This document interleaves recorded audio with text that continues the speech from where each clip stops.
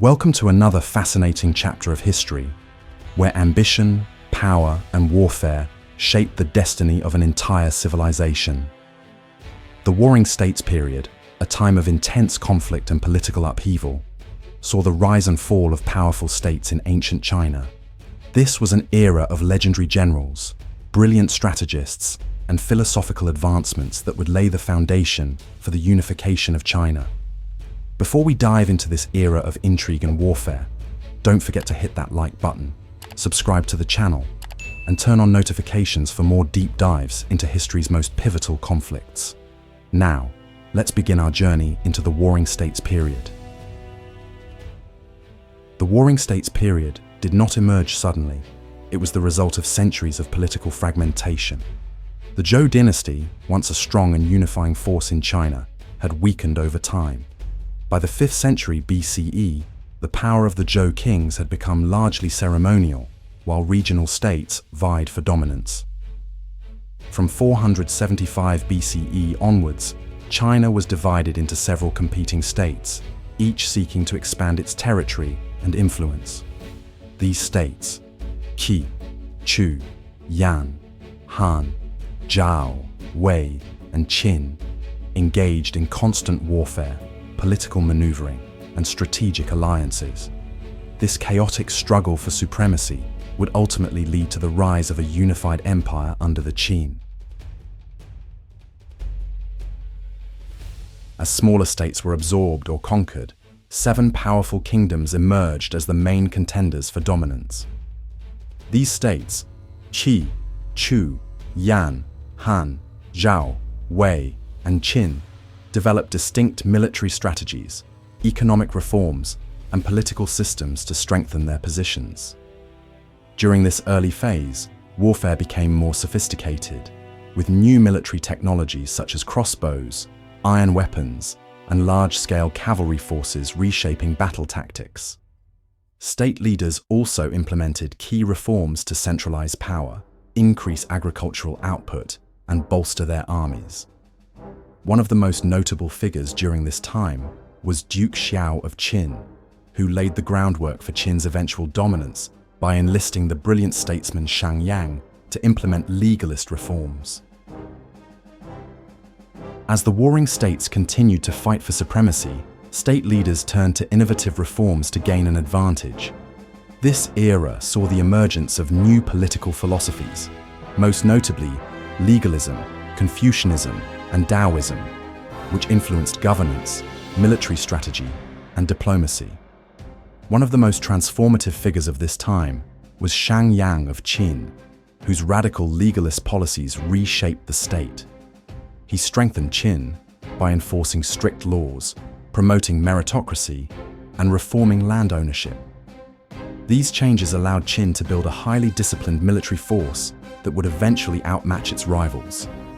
Meanwhile, other states adopted their own strategies, with Qi and Wei refining economic policies, and Zhao creating a formidable cavalry force inspired by nomadic steppe warfare. By the late 4th century BCE, battles grew even more complex, with large-scale engagements involving hundreds of thousands of soldiers. The use of fortified cities, espionage, and diplomatic marriages became key tools in statecraft. One of the most pivotal conflicts of this period was the Battle of Changping in 260 BCE, where Qin, under General Bai Qi, decisively crushed the state of Zhao. This battle, marked by ruthless tactics and heavy casualties, demonstrated Qin's military superiority and cemented its reputation as the most formidable state in China. Despite Qin's growing power, other states did not submit easily. Alliances were formed to resist Qin's expansion, leading to large-scale coalitions such as the Vertical Alliance and Horizontal Alliance strategies, championed by diplomats like Su Qin and Zhang Yi. These diplomatic maneuvers temporarily slowed Qin's conquest, but ultimately failed to stop its rise. By the mid-3rd century BCE, Qin had emerged as the dominant force in China. With its well-organized military and centralized government, Qin launched a series of final campaigns to conquer the remaining rival states. Under the leadership of King Zheng, who would later become Qin Shi Huang, the state of Qin crushed its remaining enemies one by one. In 230 BCE, Qin conquered Han, followed by Zhao in 228 BCE, and Yan in 226 BCE. Wei fell in 225 BCE, and Chu, the largest and most powerful state, was decisively defeated in 223 BCE. 221 BCE, Qin vanquished Qi, marking the end of the Warring States period. Finally, in 222 BCE, Qin conquered all of China. With the unification of China, King Zheng declared himself the first emperor of Qin, ushering in the Qin dynasty and ending centuries of warfare. His reign would see groundbreaking achievements, including the standardization of writing, currency, and legal codes, as well as the construction of early segments of the Great Wall. The Warring States period was a time of great destruction, but it was also a time of immense transformation. The relentless warfare led to advancements in military strategy, governance, and philosophy that would shape Chinese civilization for centuries. Philosophical schools such as Confucianism, Taoism, and legalism emerged during this era, influencing not only China, but also East Asian cultures for millennia. Meanwhile, the standardization of administrative practices under Qin laid the foundation for the imperial structure that would define China's history. However, the brutal methods used to achieve unification also left a lasting impact. The authoritarian policies of the Qin dynasty sparked resistance and rebellion, leading to its swift collapse and the rise of the Han dynasty.